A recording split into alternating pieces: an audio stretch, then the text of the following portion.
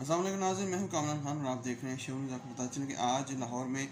बदतरीन और भयानक जो है हादसा पेश आया है, जिसमें हफीज़ सेंटर लाहौर में जो है बदतरीन तबाही हुई है और अरबों का नुकसान जो है हो चुका है। इस हवाले से बहुत सी खबरें सामने आ रही हैं कि वहाँ की इंतज़ामिया जो है उसने कोई पहले से प्री रिक्विजिट नहीं ले रखा था, जिसकी वजह से आग बुझाने का कोई वहाँ बंदोबस्त होता या वहाँ पे कोई जो है जल्दी ही अमल दोहराया जा सकता। और बेशक जो गवर्नमेंट ऑफ पाकिस्तान है, गवर्नमेंट ऑफ पंजाब है, उसकी ख़ास तौर पे जो नाअहली है वो सामने आई है कि 6 बजे से फ़ोन कर रहे थे और 9 बजे वहाँ पे फायर ब्रिगेड का अमला पहुँचा है।